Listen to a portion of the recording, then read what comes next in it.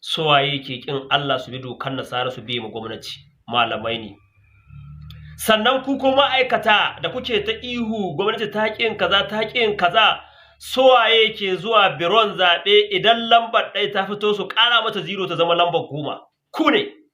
Idan lambar 10 ta fito ku ƙara mata zero ta zama 100, 100 ku ƙara mata zero ta zama 1000, 1000 ku ƙara mata zero ta zama 10,000. Ma'aikatan gwamnati tare da ku ake cin amanar ƙasa don kwaɗayin a ba ku matsayin da ba ku cancance shi ba.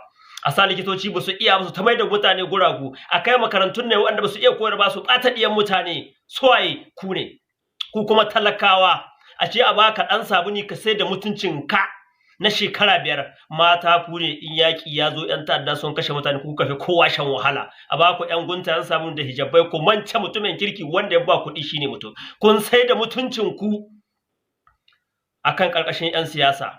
'Yan siyasa sun saida ma Faransa ƙasa, saboda haka kowa yana cikin wannan abu.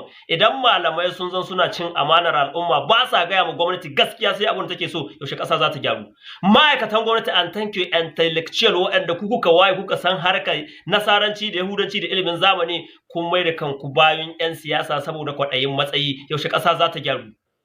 Talakawa idan ku kuma kuka zamanto karnan 'yan siyasa, kukan zo ga ƙauye-ƙauye duk jam'iyyar da ta zo kamfen ɗin neman ƙuri'u sai ku ce ku nata ne, waccan ta baku waccan kun manta guntayen sabuli da dala 40 da ake ba, kun sai da ƙasar ku, kun sai da mana saru ƙasar ku yau kun kai mu cikin halin la ilaha ula'i. Idan ana son gaskiya billahi allazi la ilaha illa huwa, Allah ya gaya mana da za a yace kunu qawwamin bil qisti shuhada lillahi, kowa ya tsaya akan adalci. Kar ka nemi a baka haƙin da ba naka ba, kar ka bi dan siyasa dan ya baka matsayin da baka dace ba. Mallan ka ji tsoron Allah da Annabi ba dan siyasa ba. To wannan shi zai ba mu mafita.